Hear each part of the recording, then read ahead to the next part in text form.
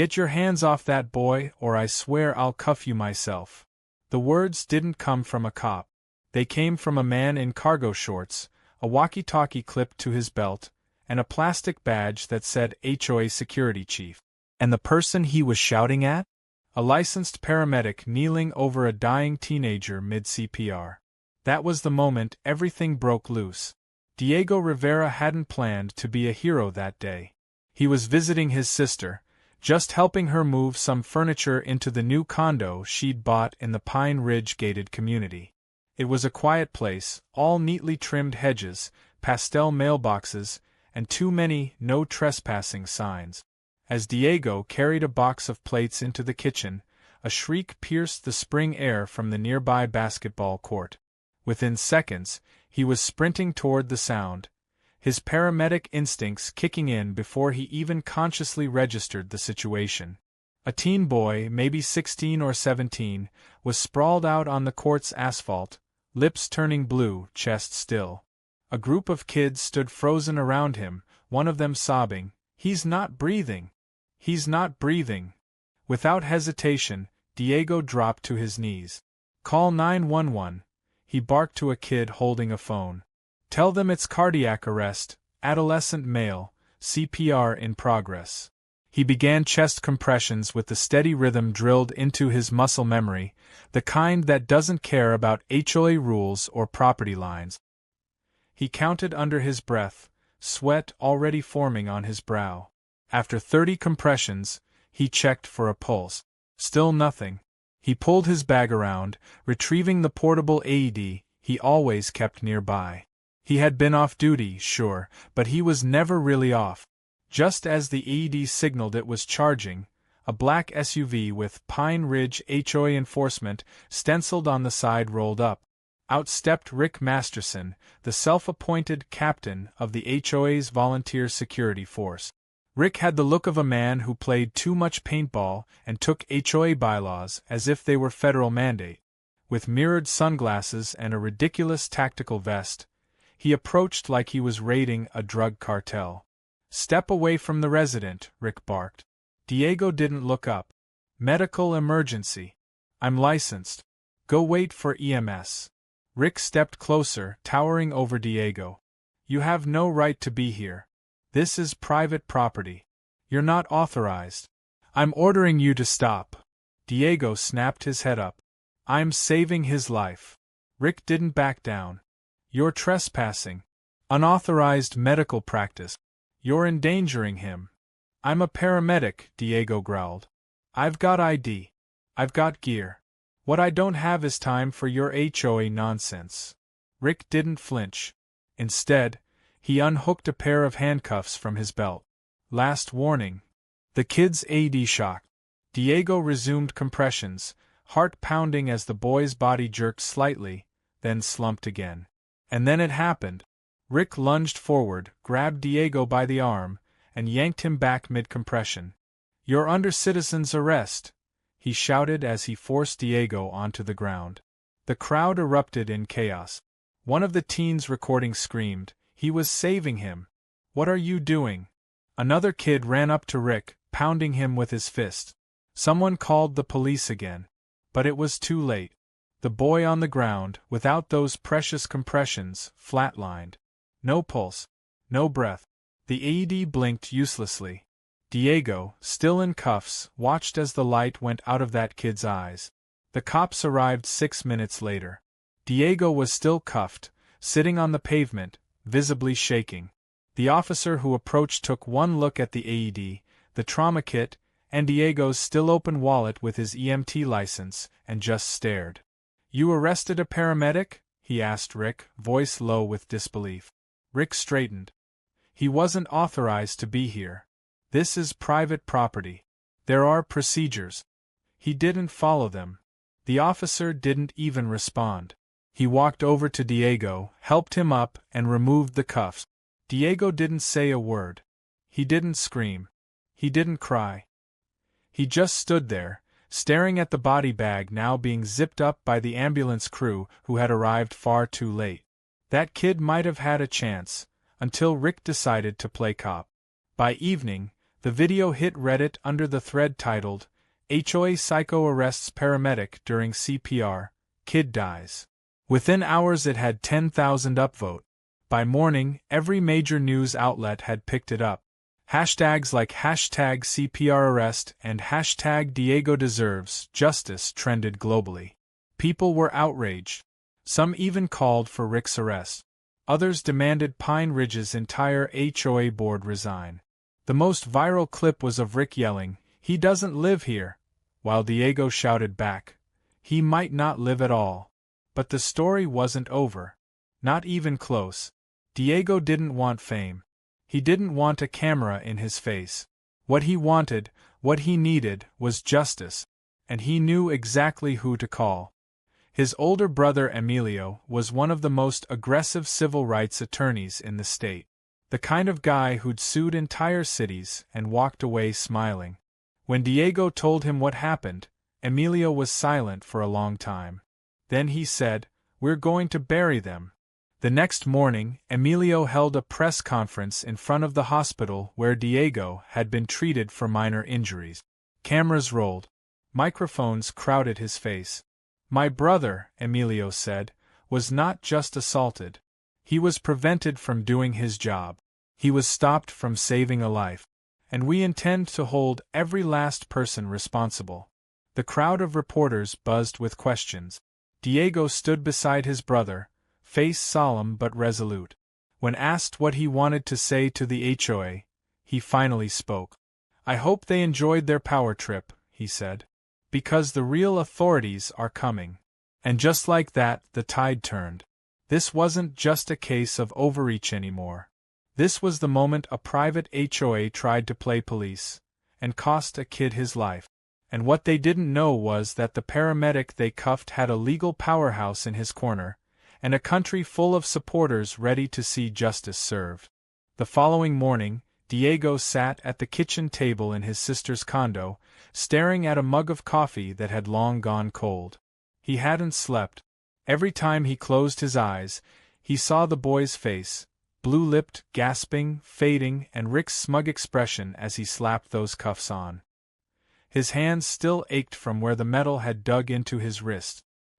His sister moved quietly around the kitchen, trying to give him space, but the silence was thick with unspoken grief. Just as he pushed the coffee aside, his phone buzzed with yet another notification. News articles, interview requests, comment threads, everyone wanted to hear from the arrested paramedic. But Diego didn't want attention. He wanted accountability. At noon, Emilio arrived, all sharp angles and intensity. His suit jacket was off, sleeves rolled, briefcase in hand.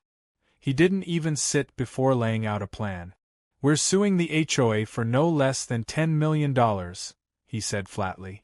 "Wrongful detainment, obstruction of emergency services, negligent homicide depending on what the autopsy shows, emotional trauma, you name it. They will pay for this. Literally and publicly." Diego didn't respond immediately. He just stared at the floor. Then he nodded once, a tight, almost imperceptible motion. "Good," Emilio said. "Because this isn't just about you anymore." Later that day, Diego agreed to give a short press statement outside the hospital. Emilio arranged everything. There were cameras, reporters, even a small crowd of supporters with handmade signs that read things like "CPR isn't a crime" and "Justice for Jalen," the name of the boy who had died. When Diego stepped up to the podium, a hush fell over the crowd. He cleared his throat once, then spoke. "I didn't know Jalen," he began. "But I knew he was dying. And I knew I could help. That's what I was trained to do. That's what I've done for 10 years. But instead of being allowed to save him, I was treated like a criminal. I was handcuffed in front of kids, humiliated, and blamed for something I tried to prevent. The person who stopped me wasn't a cop. He was a security officer for a homeowners association." He paused, voice tight. "What happened to Jalen was preventable, and what happened to me was inexcusable." The clip exploded online. People weren't just angry, they were furious. National outrage boiled over. Commentators tore into the Pine Ridge HOA. Cable networks aired interviews with Diego and Emilio, while social media flooded with calls for criminal charges. Even emergency services unions across the country began issuing public support. A petition demanding federal oversight of HOA security forces hit 100,000 signatures in 2 days. Meanwhile, inside the HOA's polished, glass-walled office building, panic was setting in. Karen Whitlow, the longtime HOA president, convened an emergency board meeting. The members, mostly retirees and real estate investors, sat stiffly in high-backed chairs as she tried to control the narrative. "We are not to blame for what happened," she insisted. "Mr. Masterson acted in accordance with security protocol, and we are not a police force, we are a community organization." But that defense cracked fast. Within hours, a board member known only as Tom H. leaked internal emails to a local news outlet. The emails were damning. One message from Karen to Rick read, "No unauthorized personnel during crises. We must control liability and PR optics."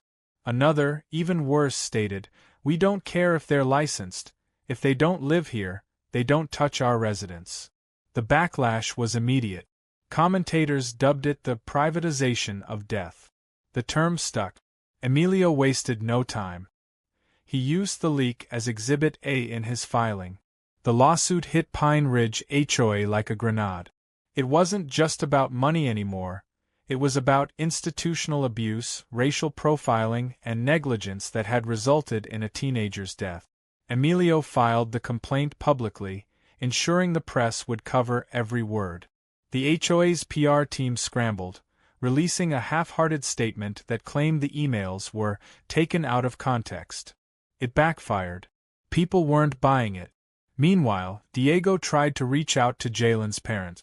It took a few days, but eventually they agreed to meet. They sat together in a quiet corner of the hospital chapel. Jalen's mother, Patrice, held her son's basketball jersey in her lap, fingers running over the faded letters. She didn't yell. She didn't cry. She just asked one question. "Do you think he could have made it?" Diego didn't sugarcoat it. "Yes," he said softly. "I really do." She nodded. Her husband, a quiet man with tired eyes, simply said, "Then don't let them bury this." Emilio filed an amended lawsuit that afternoon to include the HOA president and Rick Masterson as named defendants. The damages increased. Reporters camped outside HOA headquarters. A group of protesters blocked the entrance with CPR dummies painted red. One sign read, "He had a heartbeat until you stopped it."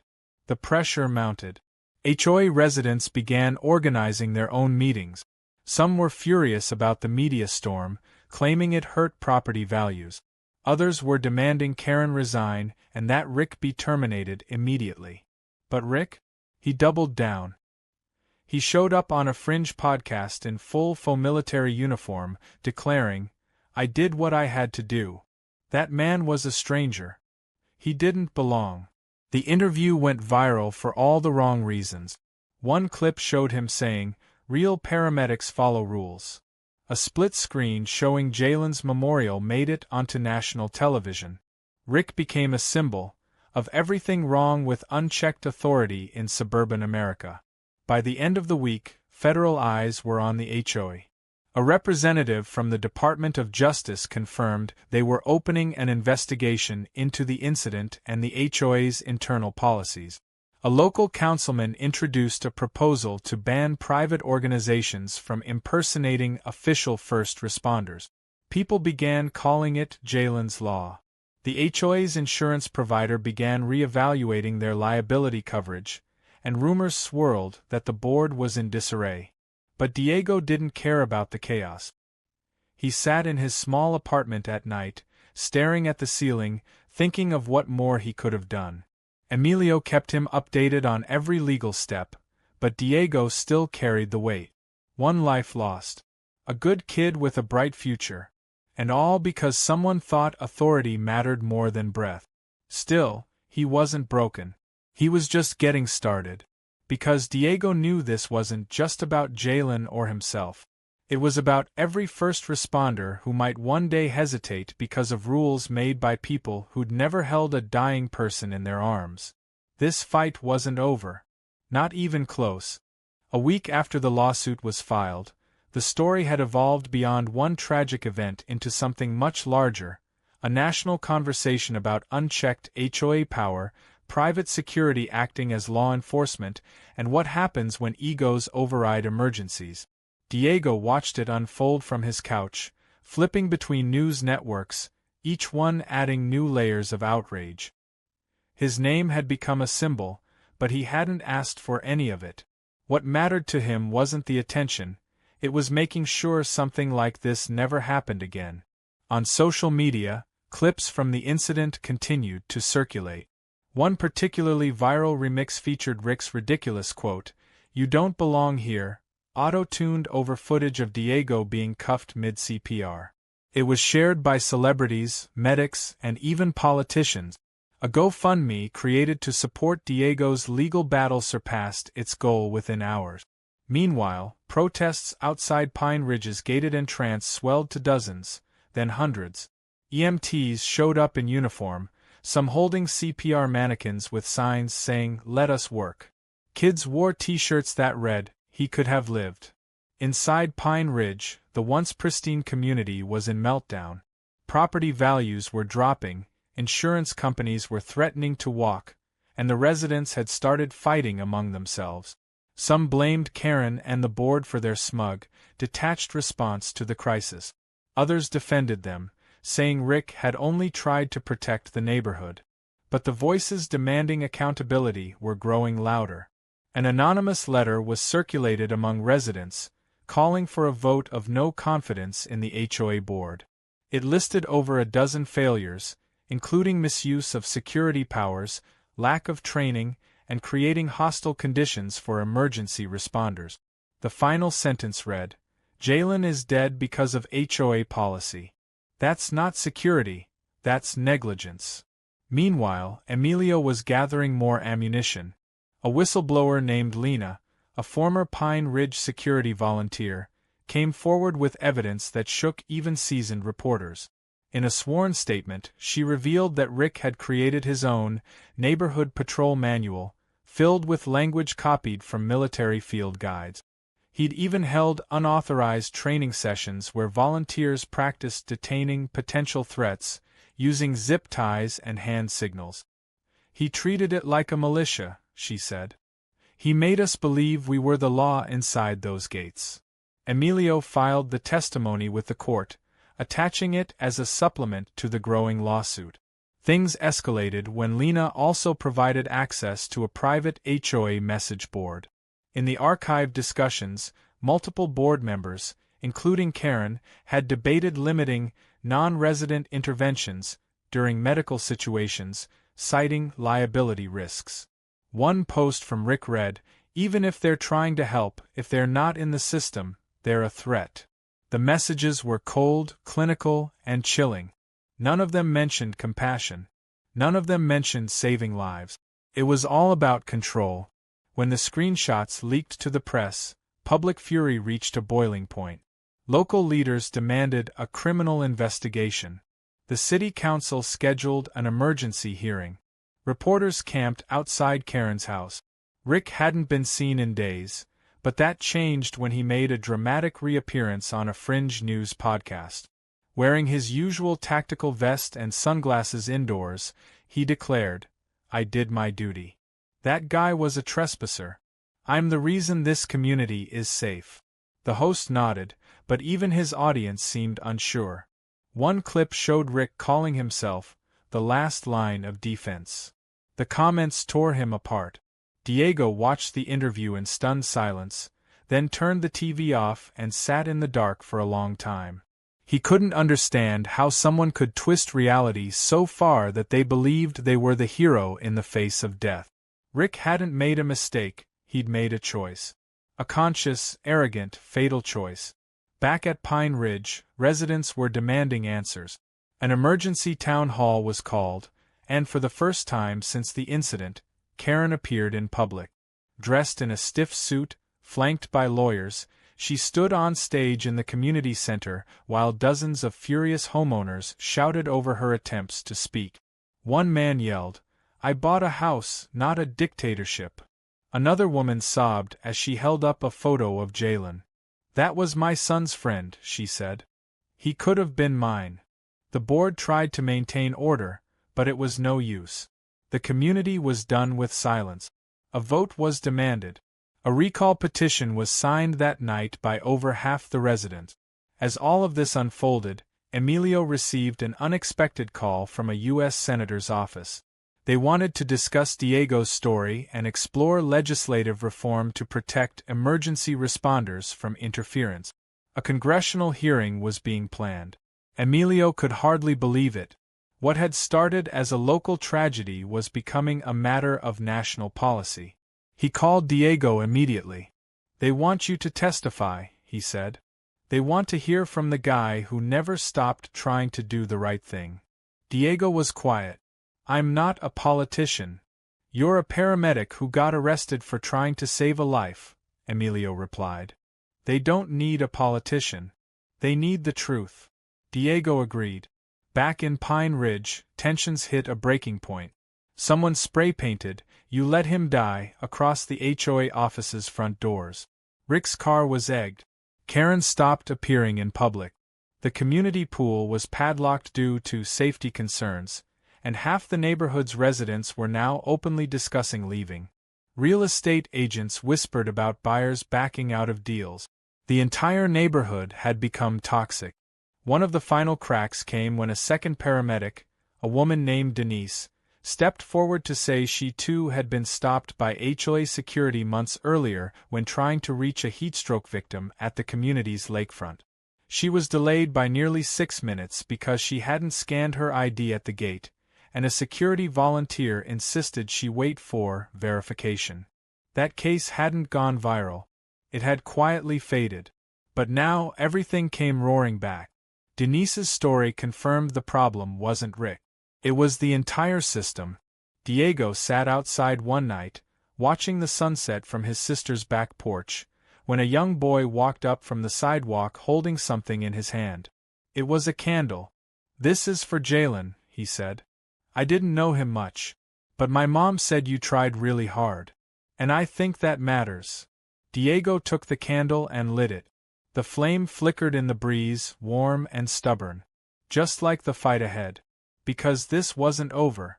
The system had cracked, but he and Emilio were about to break it wide open. The courtroom was packed, not just with legal teams and journalists, but with first responders from across the state, EMTs, firefighters, nurses, even a few doctors in their scrubs, standing shoulder to shoulder in quiet solidarity. It wasn't just about Diego anymore. It was about the principle that no one wearing a fake badge and carrying a clipboard should have the power to stop someone from saving a life. Cameras lined the back wall.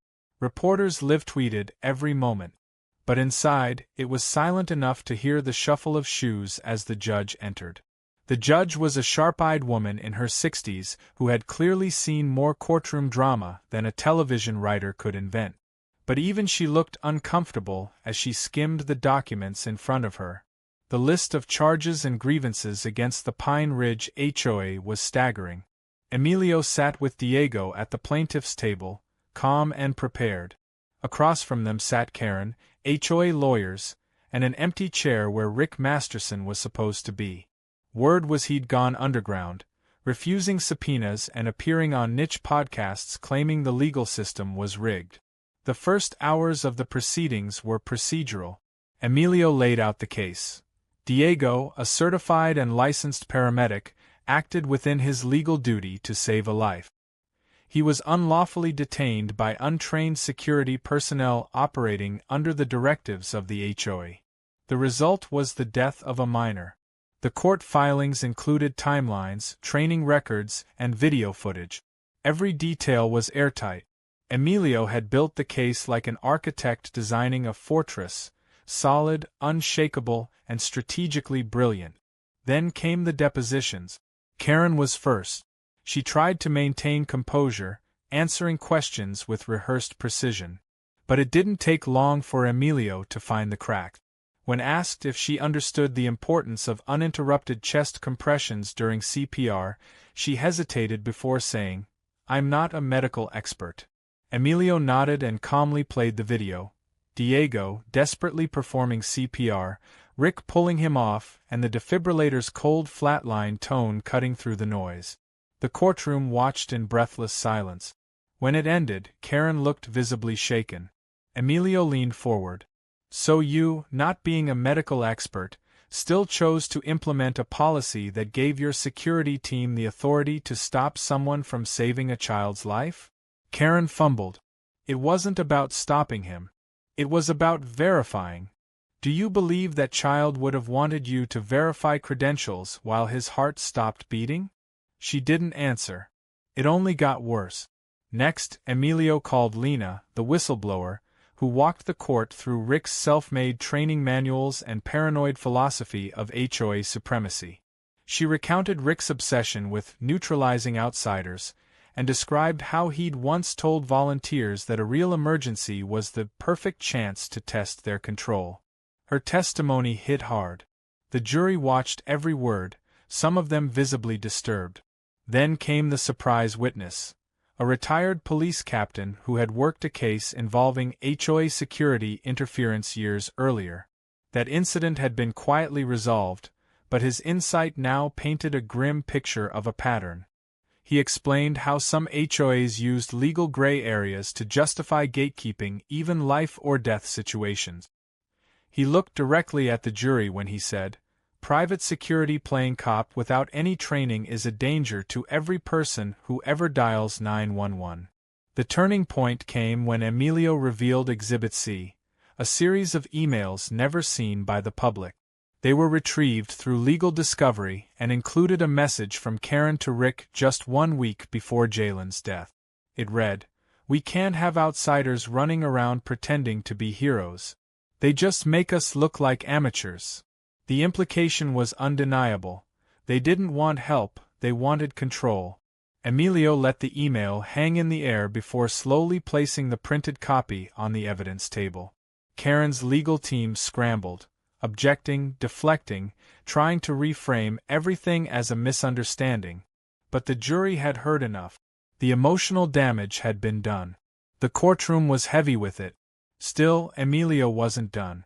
He called Denise, the second paramedic who had been delayed months earlier while trying to reach a heatstroke victim at the lake. Her story mirrored Diego's. She had credentials. She had equipment. But she wasn't in the system. The delay almost cost a life. This wasn't an isolated event. This was a broken protocol with fatal consequences. The court reporters couldn't type fast enough. As the days passed, it became clear the defense had no path out. Every excuse sounded weaker. Every justification was shredded by facts, by footage, by truth. At one point, a juror openly shook her head during a cross-examination, and the judge had to call for a recess. Behind the scenes, the HOA's legal team attempted to negotiate a settlement. Emilio was offered $1.2 million for Diego and a public apology. He declined on the spot. He handed them the discovery folder with a smirk. "That offer was insulting," he said. "This lawsuit isn't just about money. It's about accountability." Karen, now looking exhausted and cornered, requested a private meeting. She tried to appeal to Diego directly. "You have to understand, we were trying to protect the community. That's all." Diego stared at her for a long time. "That boy was the community. And you let him die because he didn't fit your checklist." When the jury returned from deliberation, the courtroom was still. The verdict: guilty on all civil counts. The HOA was ordered to pay $10 million in damages to Diego, plus an additional $2 million in punitive damages for willful negligence and emotional distress. Karen closed her eyes when the judgment was read. A gasp rippled through the room. Reporters rushed to the courthouse step. Within minutes, the news had gone national again. The judge added a final order: Pine Ridge HOA was to dissolve its security program immediately and was barred from ever employing armed or pseudo-enforcement personnel without formal state-approved training and oversight. Rick, though absent, was now facing charges of impersonating law enforcement, obstruction of emergency response, and reckless endangerment. Outside, Diego and Emilio stood beneath the courthouse columns, surrounded by microphones. Reporters begged for a statement. Diego finally stepped forward, his voice steady but emotional. This wasn't justice. It was accountability. Jalen should still be here. And I should have never been arrested for doing what I was trained to do. No one should have to choose between saving a life and following a gate code. Behind them, a small group of medics stood holding a banner that read, "Let us save lives." It fluttered in the wind as the press conference ended. The message was clear. The fight wasn't just won, it had reshaped the battlefield. And now there was no going back. The days following the verdict moved like a whirlwind. Pine Ridge was no longer the glossy suburban haven it once branded itself to be. It had become a symbol not of comfort or safety, but of the dangers of misplaced authority. The $10 million lawsuit sent shockwaves across homeowner associations across the country, sparking emergency meetings, retraining protocols, and widespread panic among HOAs that had long operated without oversight. The additional $2 million in punitive damages felt like a national alarm bell, warning every gated community that real consequences now existed for playing law enforcement without the training or accountability. Karen Whitlow resigned before the week was over. Her letter was emailed out at 3 a.m, short and bitter. It blamed media distortion, public hysteria, and opportunistic outsiders. But no one was moved. Residents cheered when it was announced she had left town. Her house, once a centerpiece of the community, went up for sale almost immediately. Graffiti appeared on her sidewalk within hours. 4 simple words painted in red, "You let him die." Rick Masterson, after days of silence, was arrested on a rural property 2 counties away, hiding out with a radio scanner and a makeshift bunker of camping gear and canned food. His arrest wasn't dramatic, just a pair of U.S. Marshals walking him calmly to a cruiser, but the footage went viral anyway. His face, blank and defiant, was shown on every channel, under every headline. No apologies, no remorse. But now, finally, no power. The residents of Pine Ridge held a vote to completely dissolve the current HOA board. In a near-unanimous decision, they appointed a temporary community council composed of teachers, veterans, and even a retired paramedic. Their first order of business was eliminating the security patrol program and issuing a community-wide apology. A memorial plaque for Jalen was placed at the basketball court where he collapsed. It read, "This court lost more than a game. It lost a future." Flowers and candles appeared beneath it every day. Strangers came just to sit by it. Some cried. Others just sat in silence. Diego didn't take a vacation, though everyone told him to. Instead, he went back to work. His EMT supervisor welcomed him back with open arms, offering light duty until he was ready. But Diego insisted on returning to the field. He said he needed to do it, not to prove anything, just to remember what it felt like to save someone. The first call was for an elderly woman who'd fainted in a grocery store. He stabilized her, cracked a smile when she flirted with him on the way to the hospital, and felt something lift from his chest for the first time in weeks. But Diego's role had expanded. He wasn't just a paramedic anymore. He'd become the face of a movement. When the Congressional Committee invited him to speak in D.C., he didn't hesitate. Emilio helped him prepare his statement, but Diego didn't need a script. When he stepped up to the microphone, his words came from a place deeper than note. "I'm not here as a victim," he said. "I'm here as a warning. Because I had the training. I had the tools. I had the knowledge. And still, I was stopped. By someone with no medical experience, no legal authority, but with a title and a badge made out of ego. This isn't about one neighborhood. This is about who we allow to have power and what happens when they use it to get in the way of people trying to do the right thing. The committee room fell silent when he finished. A few lawmakers wiped their eyes. A bipartisan round of applause followed. Within a month, legislation was introduced.